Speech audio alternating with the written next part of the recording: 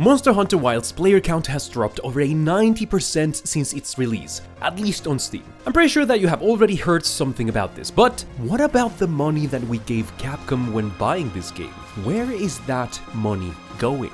If you don't know Bellular, he started making World of Warcraft videos some years ago, and now he has transitioned from being a Warcraft channel to more of a gaming news channel. The way that he presents his content sometimes might not be the best. I mean, I can't blame the guy for being on the YouTube grind, but the problem with the title of his videos is that even though he will probably reach his audience, I'm not sure if he's really going to reach the Monster Hunter community.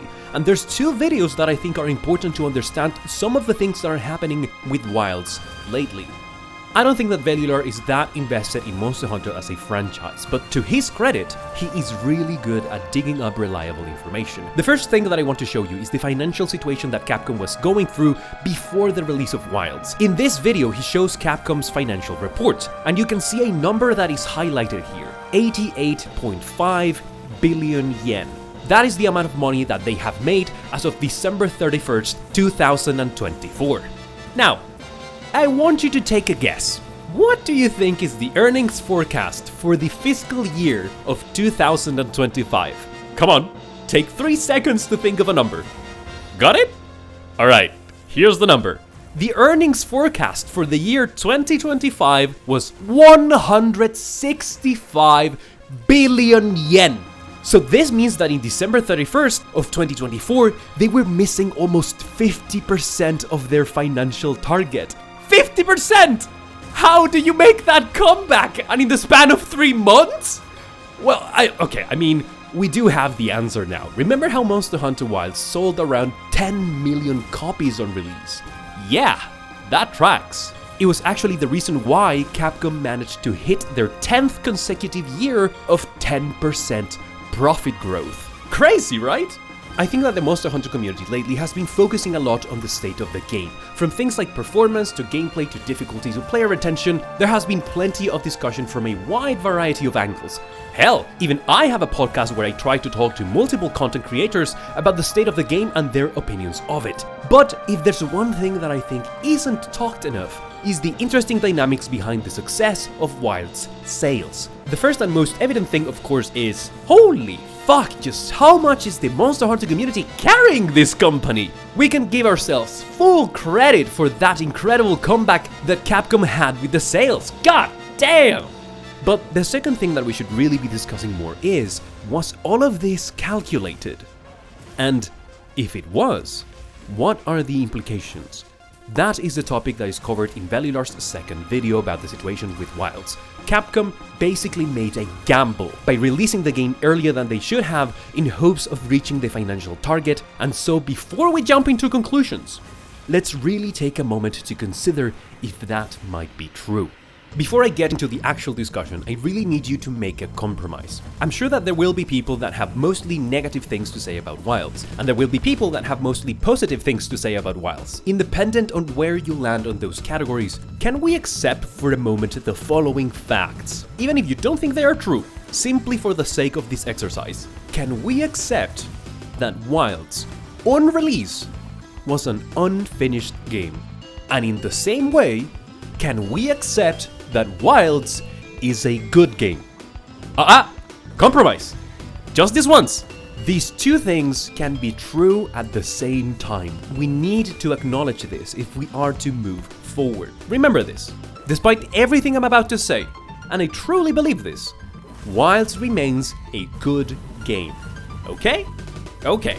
So let's look at some of the aches and pains that people were voicing during the early stages of Wilds. Clearly one of the biggest concerns was the performance. The truth is, despite how much testing and optimization Capcom has done, the game still has issues. In fact, if it wasn't for a tweet that Rurikan made, I wouldn't have known that I should delete my shader.cache file to avoid performance issues after the new title update, which is something that a lot of people reported being a problem recently. The good news is that the last patch is proof that the Monster Hunter devs are working hard on trying to fix performance, but because the scope of what we want to talk about lies on the released version of the game, we can safely say that this is one of the reasons why the game felt unfinished.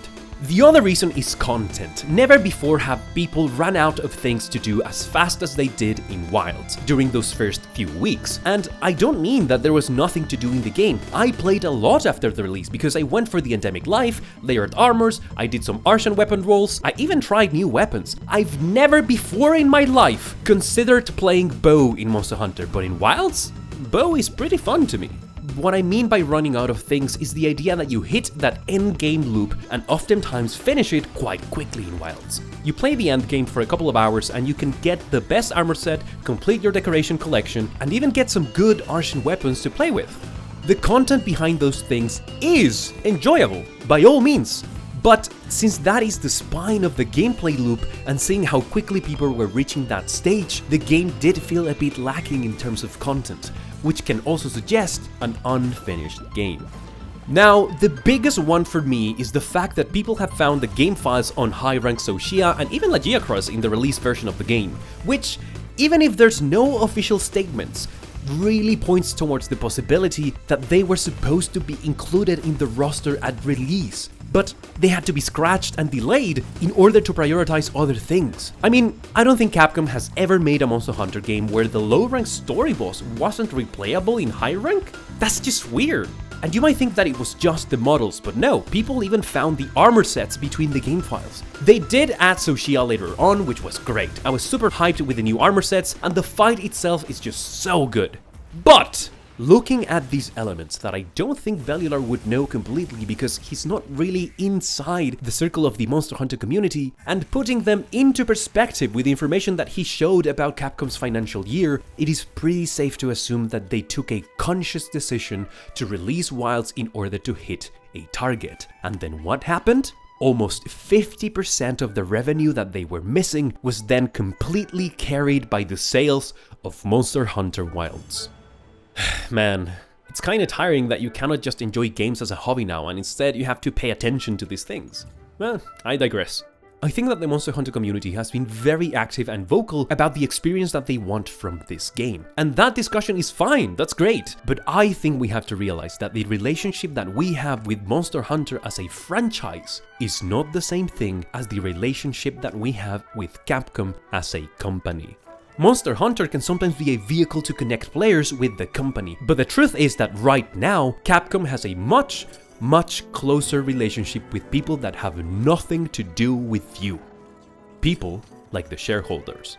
So I think that the Monster Hunter community is at a crossroads. I don't think I have a problem with a company like Capcom making a gamble in order to increase growth and profit, but I do have a problem when this was made by using us, the community, as the currency for that gamble. They used the trust, the devotion, the willingness that we had to pay $70 for their game the moment it was released. And I think the conversation that we need to start having more is, how do we feel about this? It's not about how I feel about Monster Hunter. No, it's how do I feel about Capcom doing this? To be honest with you, my first reaction to these questions is quite visceral. It's not like I'm not emotionally invested in this franchise, and you might be too. But before we get angry, we need to do a second take and expand on these questions. Are you okay with the idea that you are given a slightly unfinished product so that the company that develops this game that you love can grow and increase profits under the premise that they will then retribute the consumer by improving the experience of said game and other services? I think that sounds a lot more reasonable, right? There's more of a you scratch my back, I scratch yours kind of dynamic. And before you say, oh, soon, come on, that kind of thing doesn't happen. Hold up. One of the cool details from Velular's video is that he shows some of the improvement plans that Capcom wants to apply for the future. And speaking of profits of 2024, they want to raise salaries with those profits for over 5% on average for that fiscal year. This is only one of the good news, but you can find more in his video. My point with this is that this is the type of thing that keeps people like me holding on to a little bit of goodwill. Even if this whole thing about the gamble makes you feel some type of way, there are signs that show that Capcom wants to improve the experience that they can offer to us. I mean, investing in developers is one of the best things that can happen to a game company. But only time can tell. One thing is what they say, and the other thing is what they do. Actually, for us it's the same way. If the idea behind Capcom's gamble is, in concept, unacceptable to you, the moment we decided to buy Wilds is the moment that our actions invalidated that opinion. Now, to cut ourselves some slack, we didn't have the whole picture back then, but we do now. So what are we going to do from now into the future? And this is why I think we have to start talking more about the way that we feel with these types of decisions, because let me tell you something. I was a fan of Blizzard for over 10 years. And there's a funny quote, I don't remember who said it, but it was something like, Blizzard fans are some of the most resilient fans out there. Which is just such an elegant way to say that the people who were still buying their games would simply get constantly shat on by the company with the $90 mounts, terrible in-game support, the Hearthstone incident, the harassment lawsuit, Overwatch 2, Diablo Immortal, the list goes on. Blizzard wouldn't just gamble with their fans, they would straight up squander. And so when I see Capcom making gambles like these, especially after Monster Hunter became my favorite franchise, the truth is that I have a lot more trust in them than I would ever have for Blizzard. But can you really blame me for being a bit paranoid to see the writings on the wall again? And for me, it was Blizzard. But for other people, it was EA or Ubisoft or Nintendo. The thing is, when it comes to Capcom, I am willing to tolerate this. I can bite the bullet. Once. But in the back of my mind, I still have the thought of waking up one day and hearing some executive at Capcom say, if you're a real fan, you will buy your games for $80. Bro, that shit terrifies me, man! So yeah, I think it is something that we have to discuss at some point. I don't believe that we should be worried about the game, especially since I have the feeling that the final version of Wilds is going to be a completely different thing from what we had on release. A much more complete and polished experience. I mean, take a look at what they did with the Akuma crossover. That shit has no business going so hard. So I'm not particularly worried for the future of Wilds, but I am slightly worried for the future of the Monster Hunter community and our relationship with Capcom. I think it is something that we have to start visualizing and addressing more.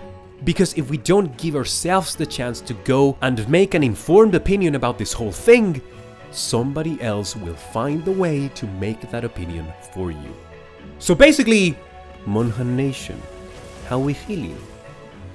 God damn it, I cannot really do Victor impressions. Anyways, thank you so much for watching. I really want to hear your thoughts on this because I don't see it being discussed enough. Super thankful and grateful if you do any of the things shown in the stickers. I really want to read your comments, and of course, if you think this was interesting, it's always appreciated if you share the video. As always, my name is Sun, and until next time,